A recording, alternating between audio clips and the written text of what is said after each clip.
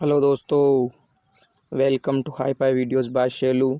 और फिर से एक बार मेरे चैनल में आपका बहुत बहुत स्वागत है।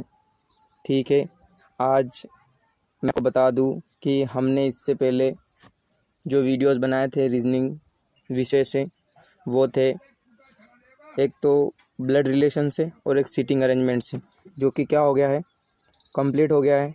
अब उसकी जगह मैं एक थर्ड चैप्टर स्टार्ट करने जा रहा हूँ, जिसका नाम है दिशा परीक्षण। वैसे आप लोग इससे परिचित होंगे, फिर भी मैं आपको बता दूं, यदि आप में से किसी ने कभी नहीं पढ़ा है तो उसके लिए आज मैंने इसका एक इंट्रो वीडियो रखा है। इंट्रो बोले तो इसका परिचय, ठीक है। इसका परिचय का जो अपनों ने आज वीडियो रखा है, क्या होता है दिशा परीक्षण, किस तरीके से इसको हल करते हैं और किस तरीके से इसमें क्या सिचुएशन होती है, वो अपन आज क्या करेंगे, डिस्कस करेंगे। और एक बात और मैं आपको बता दूं कि इस वीडियो को शेयर करना ना भूले, क्योंकि इसके बाद इसका जो चैप्टर है रीजनिंग का, ये जो दिशा परीक्षण, इसका क्या होगा, शुरुआत होगा और उसका पार्ट फर्स्ट में बनाऊंगा। ठीक है, तो ये इंट्रो वीडियो ज़रूर शेयर करें, क्योंकि आगे आप तैयार रहे, वीडियो आपके सामने प्रस्तुत होगा।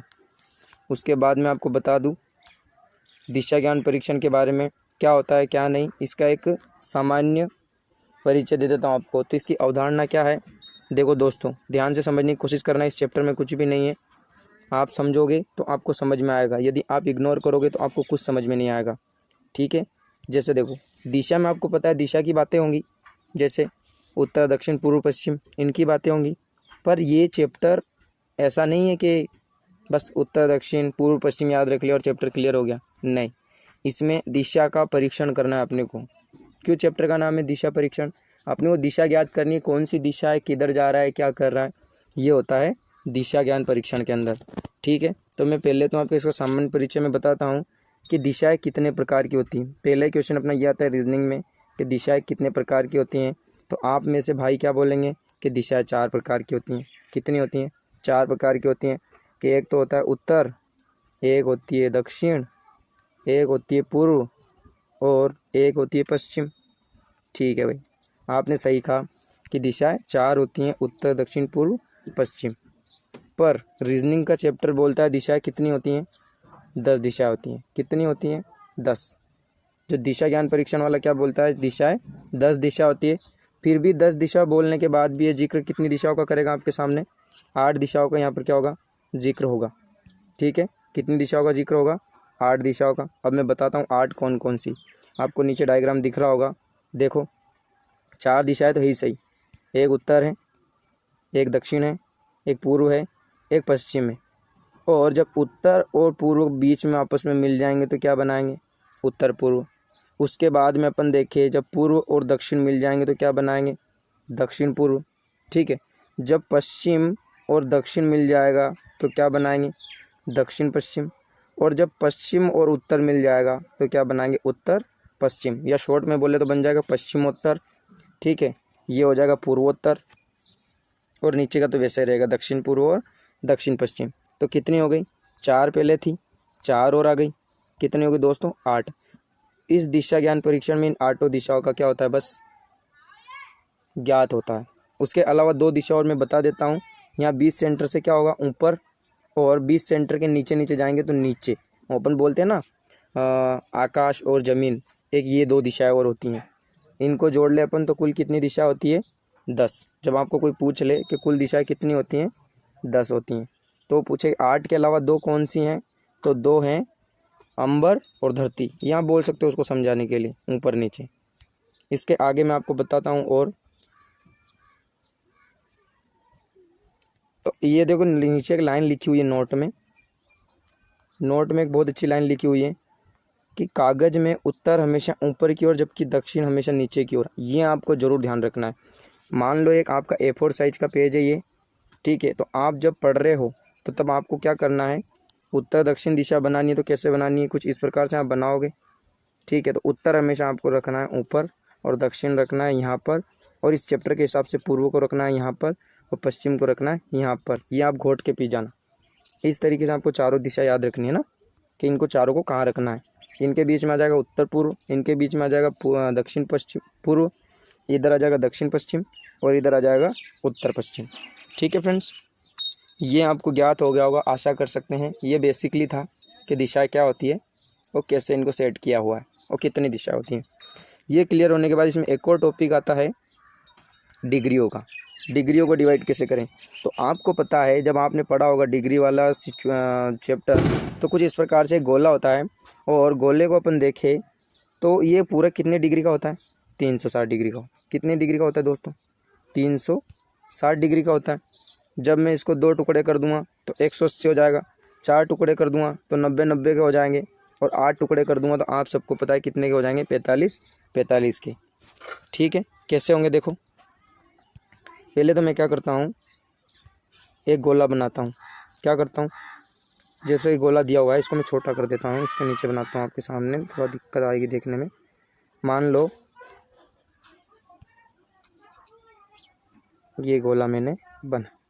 अब इस गोले को क्या करा मैंने, आपको पता है कुल कितनी डिग्री इसमें, 360 डिग्री पे पूरा गोल गोल। अब ये 360 डिग्री का है, तो जब मैं इसको बीच में से काट दूंगा तो कितनी डिग्री का रह जाएगा, इधर का 180 का, और इधर का भी कितने का रह जाएगा, 180 का।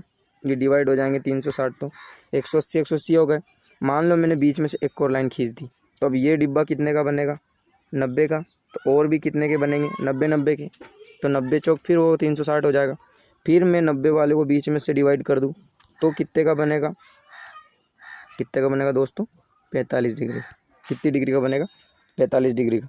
ये आपको याद रखना है। ये कहाँ काम पड़ेगा, मैं आपको आगे के जो पार्ट्स आएंगे जो इसका लेवल अप होगा, ठीक है, डिग्री वाले पार्ट, उनमें मैं आपको बताऊंगा। तो बस आप इतनी सी चीज़ याद रखो, कौन 360 है, कौन 180 है, और कौन 45 और कौन 90 है। ये क्लियर आपको होना चाहिए।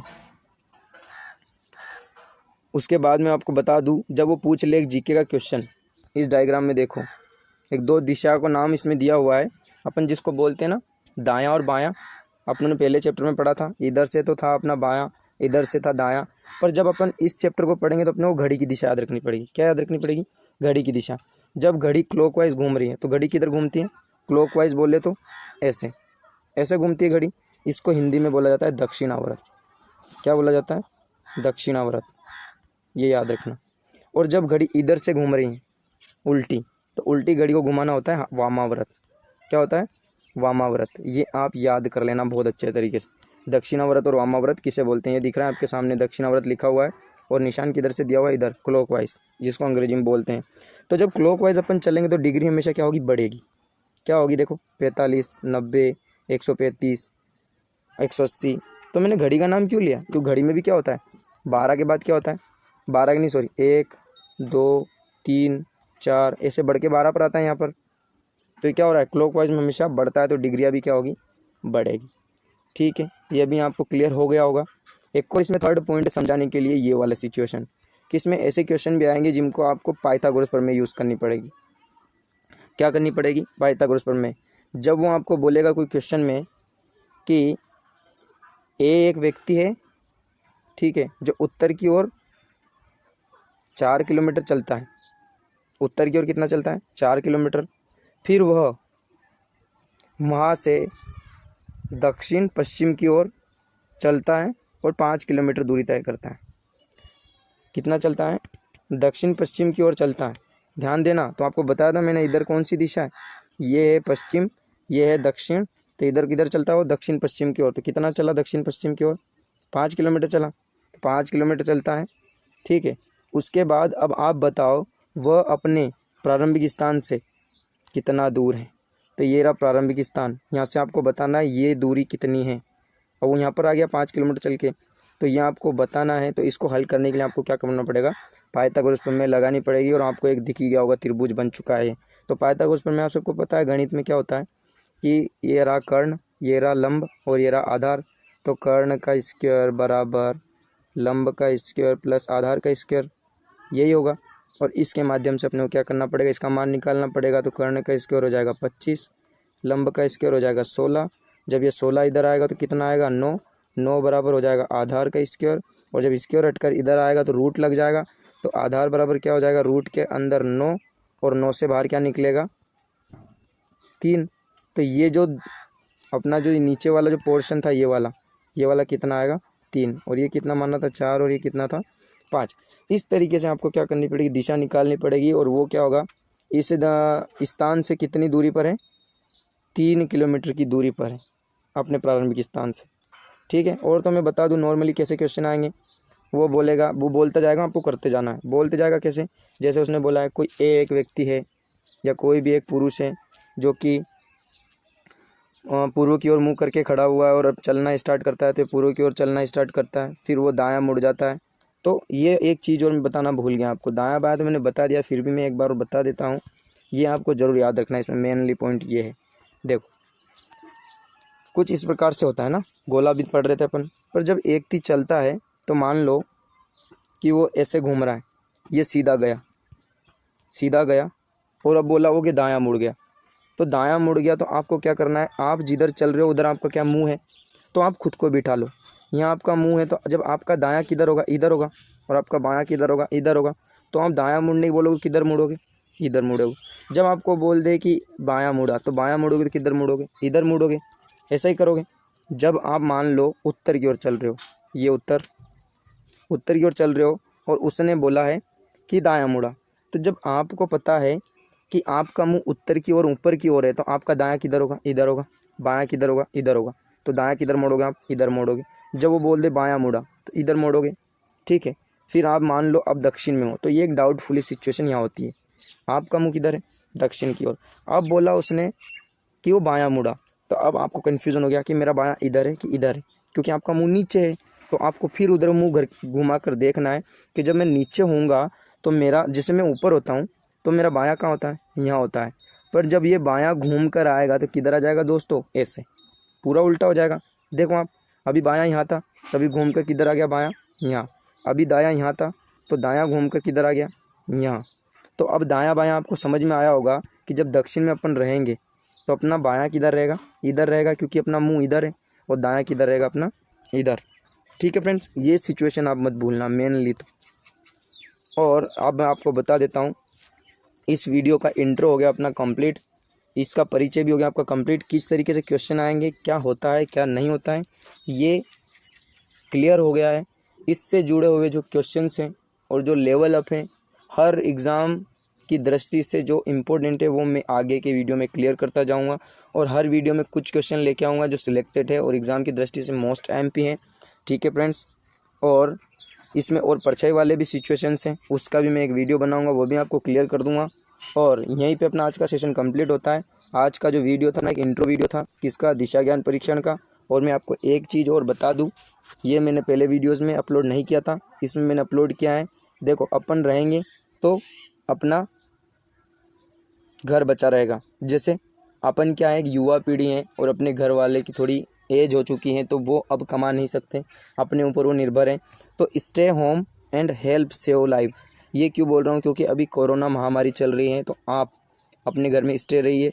ठीक है, क्योंकि आप लोग को यदि कुछ बीमारी हो जाती है या कुछ हो जाता है, आपको कुछ मान लो ऐसा ना हो और आपकी डेथ हो गई, तो आपके घर वालों को कौन संभालेगा, क्योंकि ये महामारी बहुत भयंकर चल रही है, लाखों में इसकी तादाद वर्ल्ड में फैल चुकी है। तो आप क्या करें, इस सजेशन को ज़रूर मानें, ये आपसे रिक्वेस्ट है मेरी, कोई आपके ऊपर ये मैं धावा नहीं बोल रहा हूँ कि आप ये करो, एक रिक्वेस्ट है हाथ जोड़कर कि आप घर के अंदर रहे, सेफ रहे, बाहर ना निकलें। ठीक है।